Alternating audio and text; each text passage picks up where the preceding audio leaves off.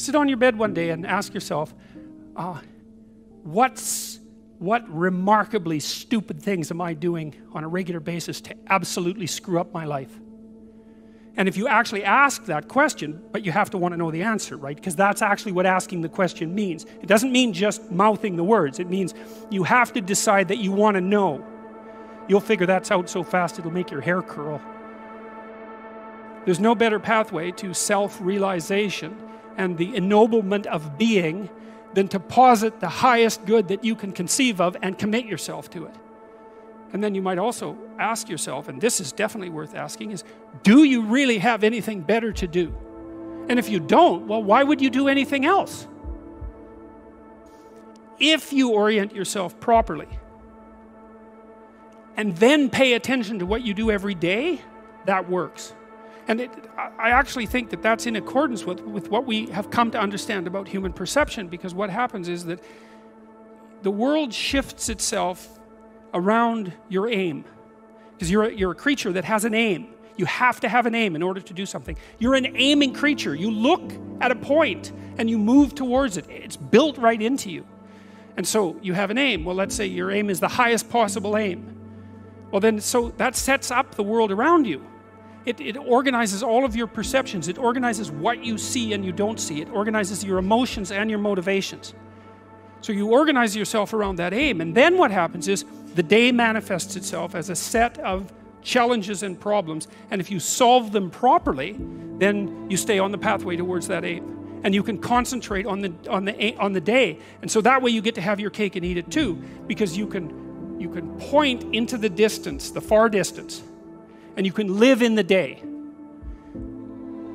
And it seems to me that that makes every moment of the day supercharged with meaning. That's how, because if everything that you're doing every day is related to the highest possible aim that you can conceptualize, well, that's the very definition of the meaning that would sustain you in your life.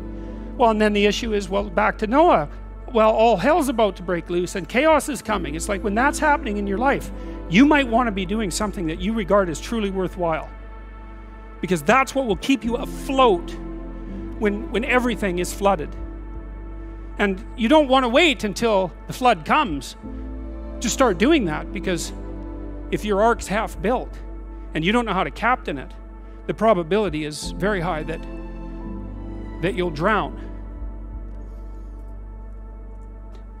Ask and it shall be given you. Seek and ye shall find. Knock and it shall be opened unto you. For everyone that asketh receiveth, and he that seeketh findeth, and to him that knocketh it shall be opened. That sounded pretty optimistic again. But again, I think it's a description of the structure of existential reality, and by which I mean, when I'm in my clinical practice and I observe, and this is also the case with my students, is, let's say, people's lives aren't what they would like them to be. And so then you ask, why? Well, forget about tragedy and catastrophe, because that's self-evident, and we're not going to discuss that. Although the degree to which you bring about your own tragedy is always indeterminate. But I would never say that every terrible thing that is visited on a person is something they deserved. I think that that's a very dangerous presupposition, especially because everyone gets sick and everyone dies.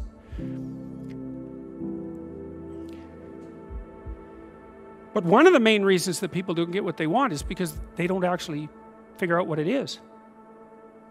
And the probability that you're going to get what would be good for you, let's say, which would even be better than what you want, right? Because, you know, you might be wrong about what you want easily.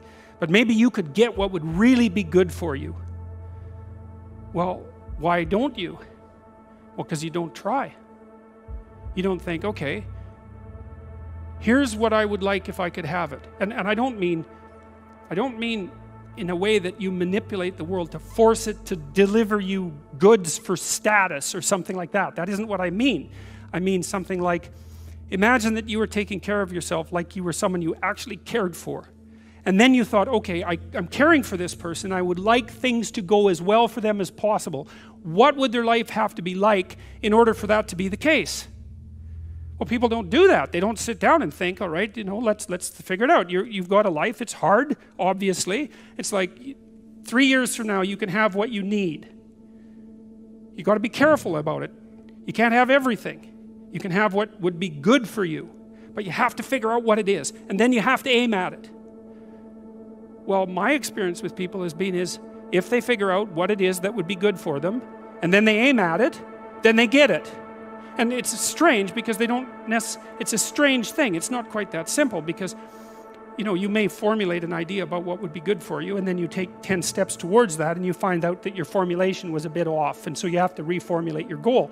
You know, so you're kind of going like this as you move towards the goal. But a huge part of the reason that people fail is because they don't ever set up the criteria for success.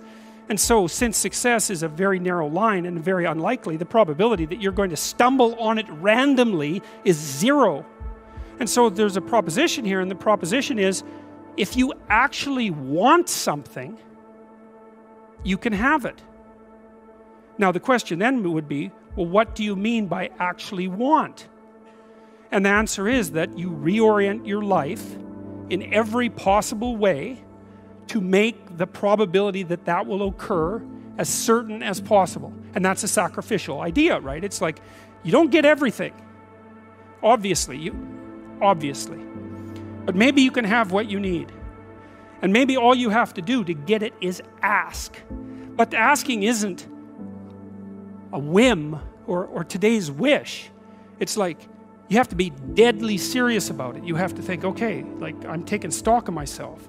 And if I was going to live properly in the world, and I was going to set myself up such that being would justify itself in my estimation, and I don't mean as a harsh judge, exactly what is it that I would aim at?